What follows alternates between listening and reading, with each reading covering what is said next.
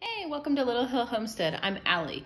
Today, we're gonna be doing a marathon kitchen day and doing a pantry restock. I have all kinds of recipes to share with you. Most of them are pretty simple, but if you wanna learn how to make winter wassail for gift giving or just for yourself, homemade sandwich bread, brown sugar, mayonnaise, or ranch from scratch, this is a place. Hit subscribe, and I hope you enjoy the video. Stay tuned. Hey everybody, the first thing we're gonna do is dehydrate our leftover parsley. So this morning I just washed and threw this on a kitchen towel. So all we're gonna do is, and I did break off some of these like big stems that were just a little too much for me. So all we're gonna do is put that on our dehydrator tray. We have our dehydrator set at 95 degrees. And this should take, I don't know, maybe 4 to 6 hours probably because the stems are off. But that's kind of all we're gonna do is spread it out on its tray. Usually if I'm gonna run my dehydrator, I'm gonna try my best to do a full load. So we have a bay tree. Sometimes I'll pull the bay leaves off and do different stuff, but let me get you into her. This is my dehydrator. It's a Kasori. We got it last year for Christmas and we use it all the time. So the thing we use it for the most actually is dehydrated dog treats. We have our 2 little pups you guys have seen running around in different videos and stuff. And we do these dehydrated. I'm trying to be quiet because if they hear these, they'll run in here. We just take boneless, skinless chicken breasts. We cut them into thin little strips. We dehydrate them at 165 degrees.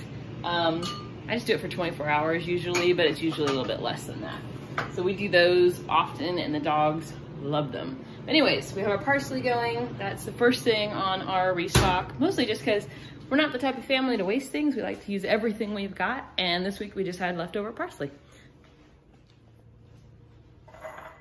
So, second thing we're making today is gonna be our homemade mayonnaise. And you'd be amazed, especially with the prices that they've gone to recently, it's actually really easy to make yourself. So, step 1 is you need 1 cup of any neutral oil. It could be avocado.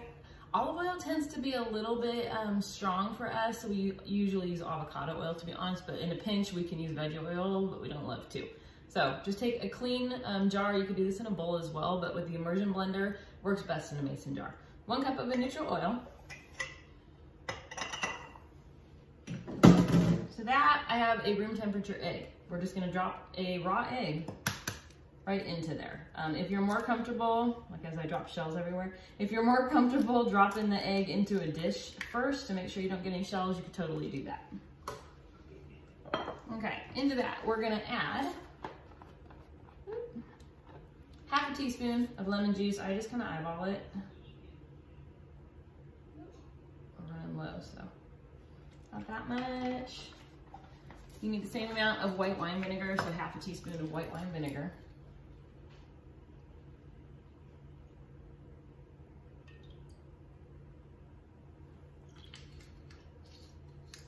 And then I forgot my salt over here. Okay, I'm back. Using 1 good pinch of salt. And then just some table mustard. You can do, I usually, well, the lowest I like to do is a teaspoon. You could do a little bit more than that, and it just makes it a little more vinegar or mustardy, which a lot of people in our family tend to like. I just realized you can't even see what I'm doing. Let me pull it up here. So what we're gonna do is you take your immersion blender, you put it in here, and the key is, you can kind of see the egg yolk down there. You're trying to get that in the center of the immersion blender. So you're gonna take your immersion blender all the way to the bottom, push start, and as soon as it starts to get like, well, it's right there, you start to pull it up to the top. So slowly, you're just gonna raise it up. And it already has changed like significant texture. So then I usually just go a couple more times to make sure it's good and mixed up.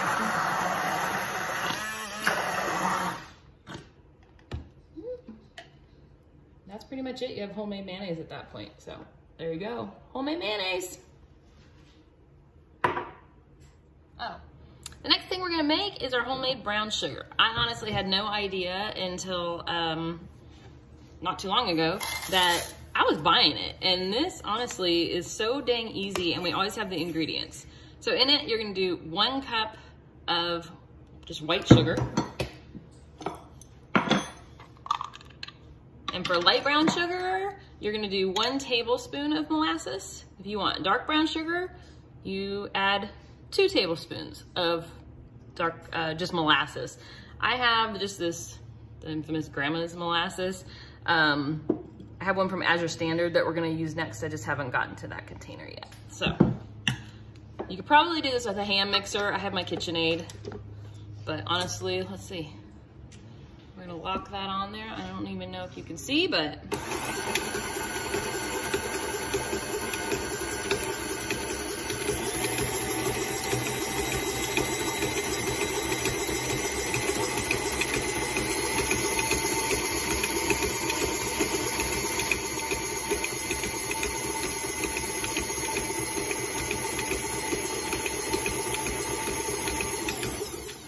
Okay, we're gonna help it along. It got stuck on the blade. I put the wrong blade on. I used my rubber edged one for some reason. So we're just gonna kind of help it out. I do have clean hands, by the way. I just did a bunch of dishes, so.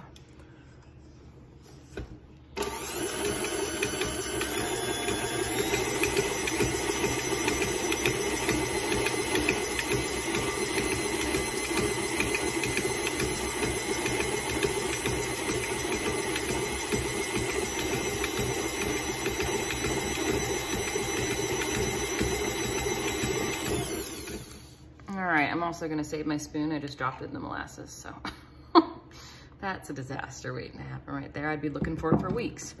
Anyways, here is the final product. Oop. I'm trying to do that with my left hand. I'm doing it backwards.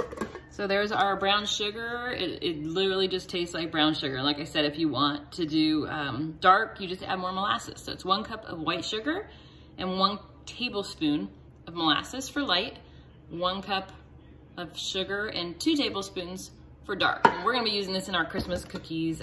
We usually start those this week, well, in the next couple days, and we try to do them through the entire Christmas season. So there you go.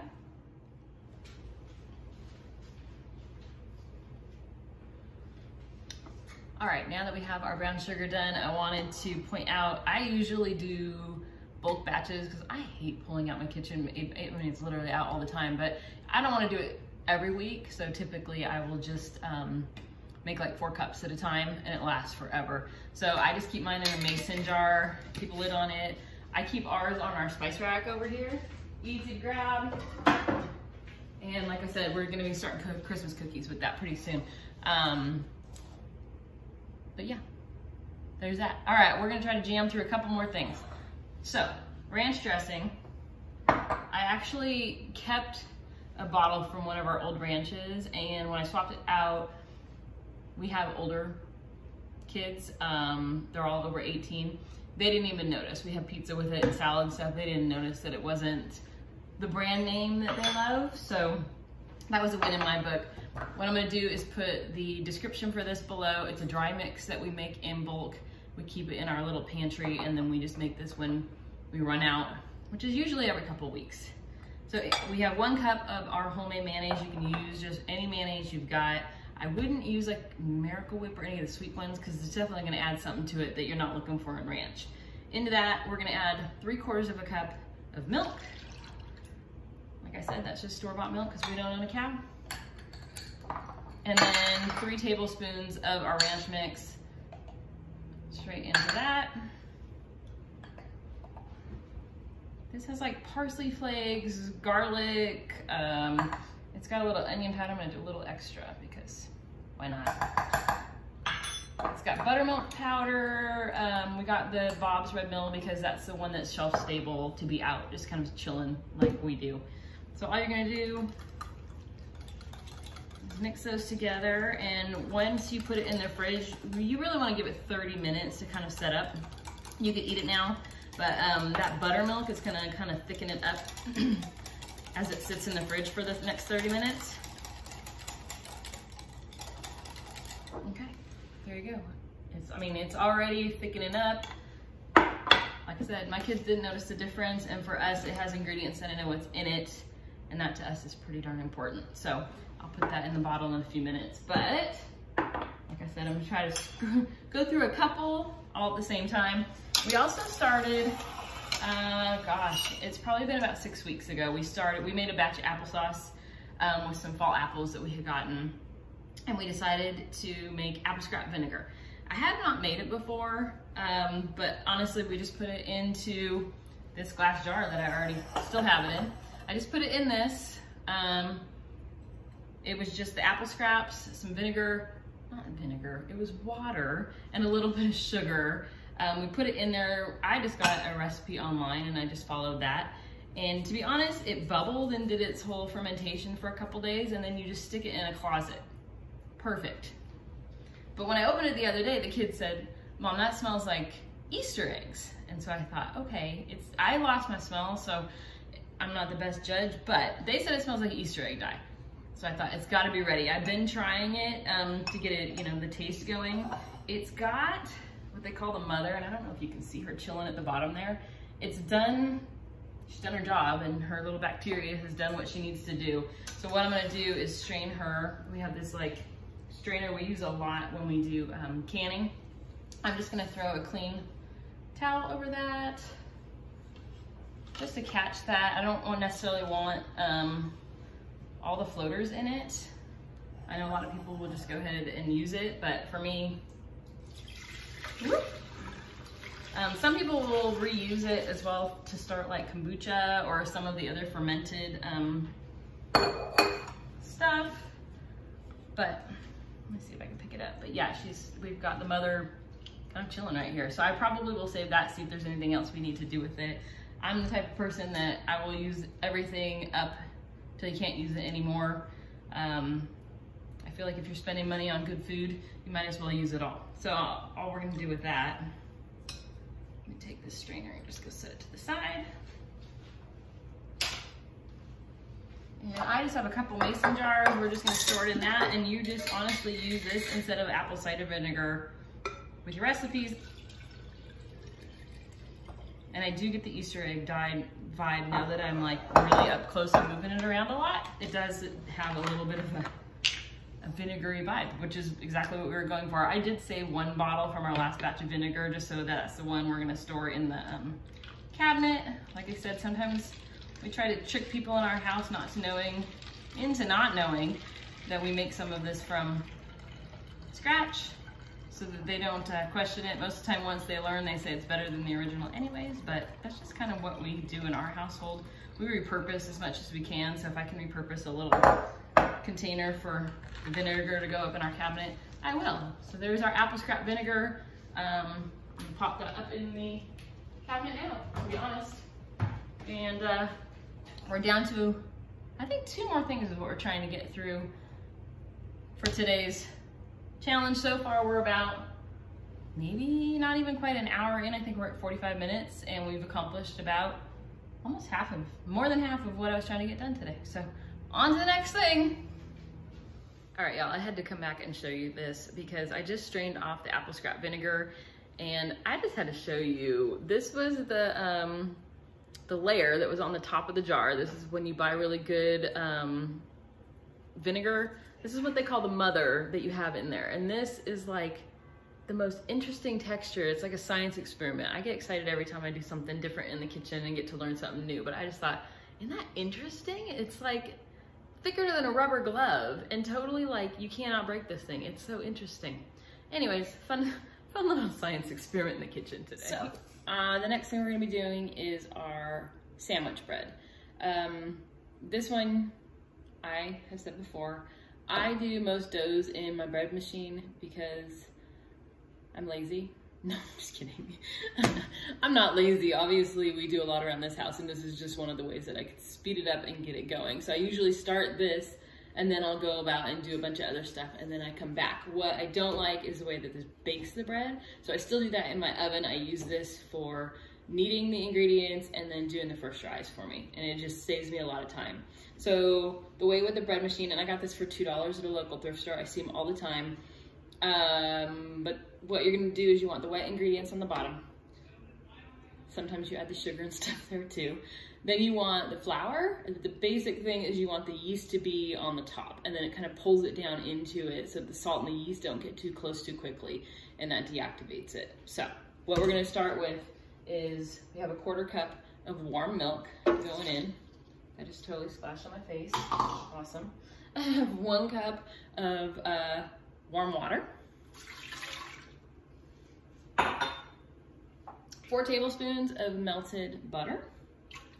You can use oil. I just find butter just tastes a little bit better, so that's why we go with that route. I do have a sink of dishes over here going. Anytime I do my meal prep days, I just keep a warm sink of dishes, and then I just kind of keep doing them every time I go near the sink. Just a little bit easier for me to keep up with it with that way. With that way? That doesn't even make sense. Doing it that way. I need 2 tablespoons of sugar. Like I said, a couple of the dry ingredients are gonna go in with the liquid, but that's just the way it is. Salt. It is 1.5 teaspoons of salt.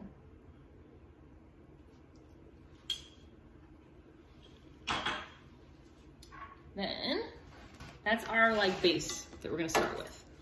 On top of that, you can use all-purpose flour. I use bread flour. I usually buy a couple bags at a time, and I just throw them into a tub. If you're worried about it going bad, you can add some bay leaves to it. That keeps bugs away. If that's a problem, we don't usually have that issue, but into it, 3. Okay. I keep these vintage cups in here because I think they're so easy and cute, but sometimes they're just kind of a pain. So there's 2,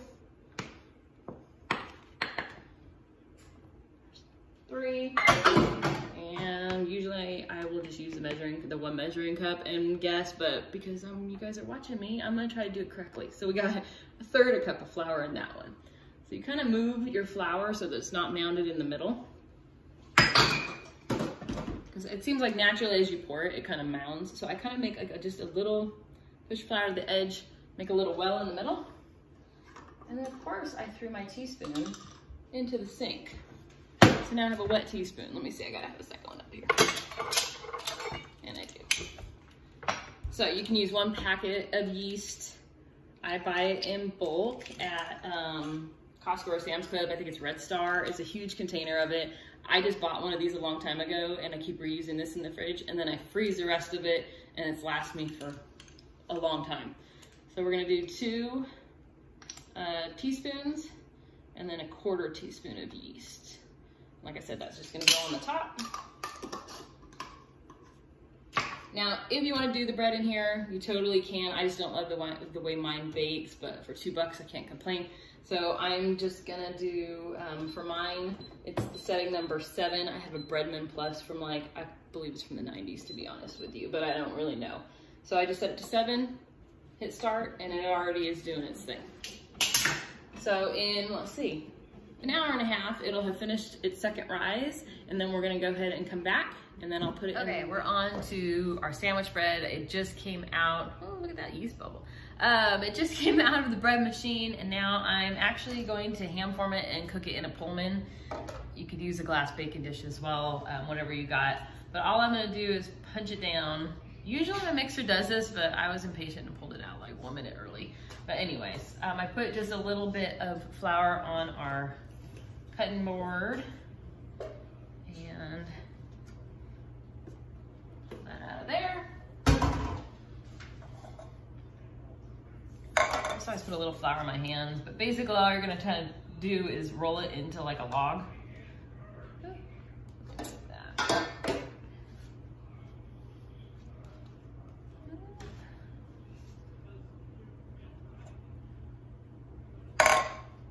It doesn't have to be pretty, it just gotta taste good. So all I'm gonna do is drop it down in there. And now I'm just gonna do our 2nd rise. So there it is now. I'm gonna do our 2nd rise in the pan. So I'm just gonna cover it with a towel, stick it to the side for about 1 hour-ish, and then we'll pop it in the oven to bake. So that's our sandwich bread for the week. Okay, so we're in the home stretch. I just got the sandwich bread in the oven. Can you see it? There she is. Just put that in there. That's gonna go 350 degrees for half an hour, which I forgot to set the timer. Okay, so now our timer's set for the bread, so we're good there. Our oven is from the 1930s, and she's kind of picky, and so usually at the halfway point we have to turn our lobes around, or she's gonna burn one side and the other side will be raw. It's all good. She's pretty, so it's fine. Anyways, we had a bunch of cranberries left over. A lot of places right now, I saw you can get them at Walmart for 10 cents a bag. I haven't actually seen that, but we got ours for 2 for $1. And so this time of year, when we can get good deals on them, I like to make winter wassail. So what winter wassail is it's kind of like a cranberry apple spiced drink that we drink at the holidays. Some people drink it just as is. Some people add red wine to it. You can add bourbon to it, kind of however, you know, pick your poison. But just a glass of ice, and it's delicious on its own. So that's what we're doing this year with our leftover cranberries. So the recipe for this one is you're gonna fill jars.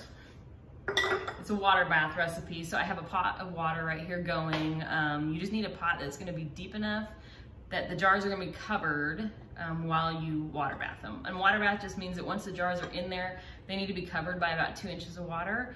And then this recipe is gonna go for 25 minutes at like a medium boil. And then you kind of just turn it off, let it chill, and then you take them out, and that makes them shelf stable. So this recipe, we're gonna fill each of our jars with some cranberries. I'm just gonna make equal amounts of the 6 jars. We're kind of eyeballing it here, obviously.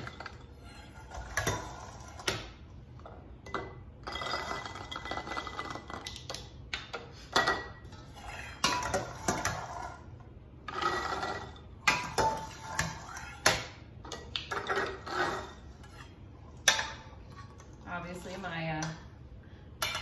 my guesses were off, so we're gonna steal from some of these earlier ones to get them about even. Some winter wassels don't have cranberries in them. I personally like to add a little bit of cranberry because it adds a little tartness to it. We add lemon juice to it as well, but it's like maybe 3/4 of a cup of cranberries whole. They're just washed in each one. To that, we are gonna add 1/2 cup, no, we'll use it on that guy, 1/2 cup of just white sugar to each one. I've seen people do this with other sweeteners. I personally just use sugar. It's the easiest for me to can with, and I always have it on hand.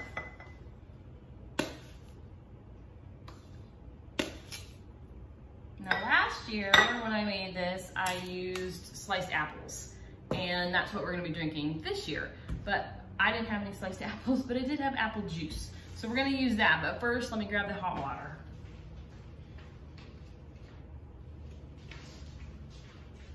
We're gonna add some hot water to each one. That's just to kind of help the sugars break down. So you don't have like a giant clump of sugar in your jar. I'm doing about 1 cup of water per.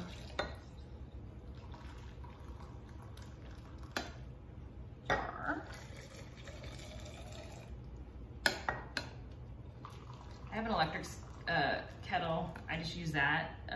I'm a tea drinker, so I use that in the morning. So whenever I do canning where you have to add hot water, I just heat that up. It's the easiest thing. Alrighty. So we have our hot water in there. Now I kind of just give them a little whirl. It kind of just dissipates the sugar. Like you can already see, it's pretty much gone.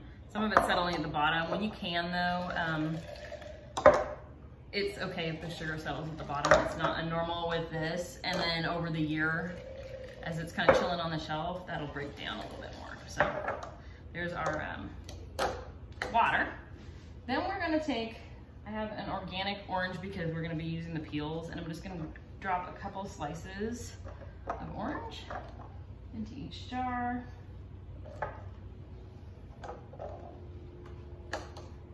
I'm gonna try to fit them in these. I usually like wide mouth, but at the end of the canning season, I'm down to the nitty gritty on our jars. So it is what it is for these guys. So there's our oranges. Then you can use ground ginger. I had some fresh, so I'm gonna try that this year. I just cut a piece of it, and I'm just gonna do a little sprinkle of each into each jar of that. Like I said, this is gonna be like a spiced mixture. So the ginger and the cranberry, it just makes it super festive. It's delicious. Once you start making it, it's one of those things you're gonna kind of do every year. I know Trader Joe's sells a winter wassail. You can usually get the first week, you can tell the mailman's here, first week of December, but it's really far from us and I can't get it. So cinnamon stick, just one cinnamon stick in each jar going in. If you live near an Asian market, I find this the awesome place. Like I got this huge tub of cinnamon sticks for $3. I know a lot of people also go to Amish markets. We don't have one of those anywhere near us, but we do have some Asian markets, so I get spices there a lot. So our cinnamon stick is in there. The next thing we're gonna do is just a little bit of cloves in each one. So I kind of just do, I was gonna measure it for you guys because it's about a teaspoon in each one. And those are just whole cloves. It's not an exact science. Honestly, I just kind of chuck that in the jar. So there's our cloves. I need some ground nutmeg. Sometimes I do fresh nutmeg. I do have that option, but when I was doing this many of them, I opted to just go with the powder that I had already. So you just kind of do a little sprinkle. Let me measure one for you so that I know. I'd say about a 1/4 teaspoon of nutmeg. If you like it a little more nutmeggy, just add a little more. That's the love of the joy of these is you can kind of just wing it and they still taste delicious. All right, next we're gonna add some lemon zest. I didn't have fresh, but I had dehydrated. We got an abundance of lemons last year from somebody who had a tree, and we just dehydrated the peels and they were great. I would say if you were gonna do fresh lemon, you'd probably need 2 lemons between the 6 jars to kind of make it, enough to taste it. If you don't have lemon zest, it's okay, we're gonna add lemon juice too, and you can just stick with that. I just like the tartness that it adds. So I just add a little bit of that. And then, like I said, lemon juice. We're down to the nitty gritty. I measure. I'm not a measure, I'm gonna just wing it, and then if it's awesome, that's great, but you're never gonna get it again because I didn't measure. So I'm getting better about writing things down. Right now I'm putting 2 teaspoons of lemon in each one. And this stuff is awesome, especially with the holidays coming up. If you have a pressure canner, you can pressure can this as well, and just like you would cranberry juice, and it will be ready this year. So you don't have to wait. There's barely any left, so I'm just gonna dump it in there. So you can gift it for this year if you pressure can it, but I'm gonna let it chill, and I'm gonna water bath can it. The last thing, because I didn't have the apples I was hoping to have, is good old just apple juice. So we're just gonna fill it up to the top with our apple juice. Don't forget to leave your headspace at the top.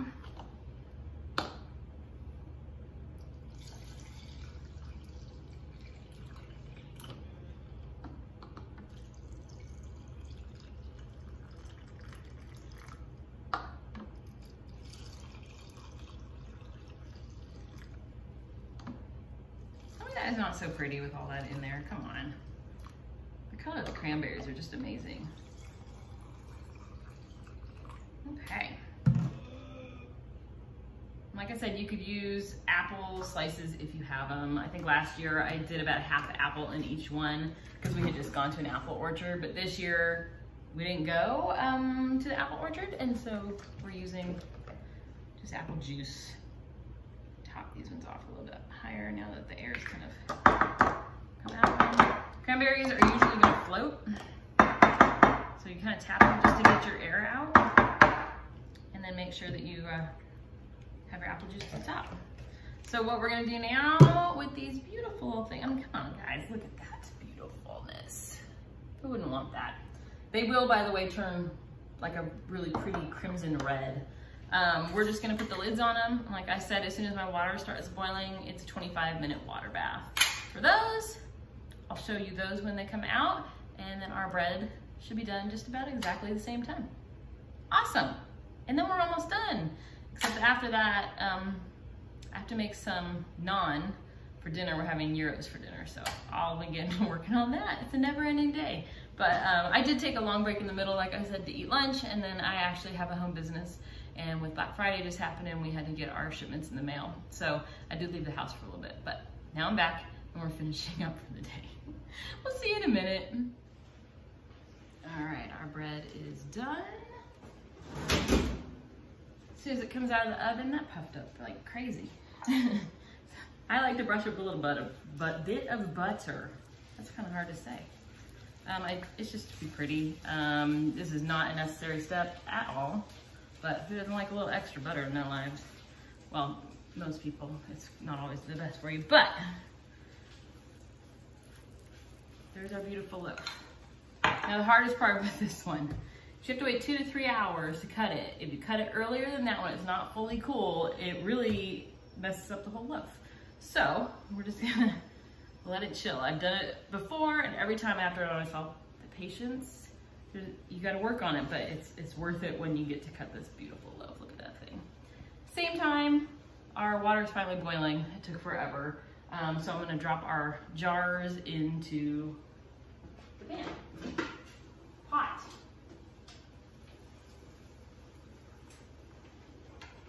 I have a lifter. It's the easiest way to get it in and out, but not necessary. They sell them everywhere. So our jars are gonna go straight in.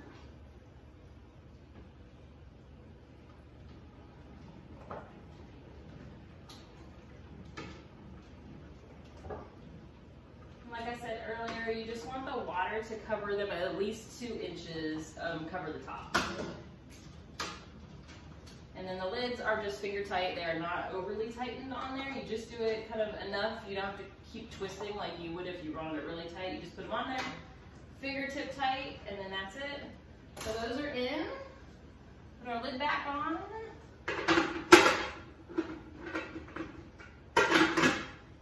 And this is my pressure canner. I just don't put the gauge on it or tighten the lid down. I use it as a water bath canner. You can, like I said, use any pot as long as it covers the top. We're gonna set our timer on these for 25 minutes, and then those will be done. And then I think our marathon of cooking is just about over. Hey, if you're still here with me, thank you so much for sticking around, because I'm pretty sure what I thought was gonna be a pretty quick video has turned into like 30 minutes at this point.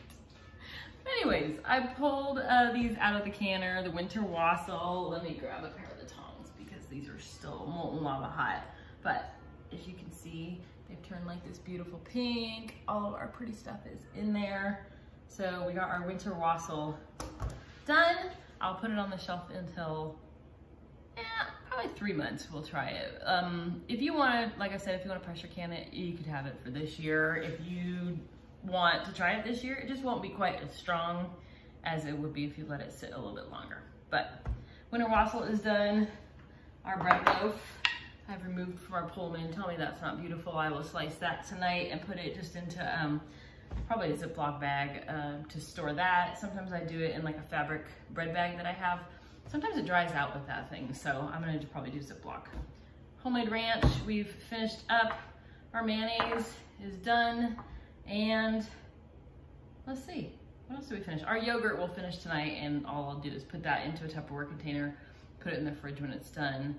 And we have finished our marathon kitchen day. I appreciate it again if you stuck around. If you like this video, please hit subscribe or like it, or if you have any recipes that you want to see us make, comment. I love challenges, so bring it on. This is Allie with Little Hill Homestead, and thanks again.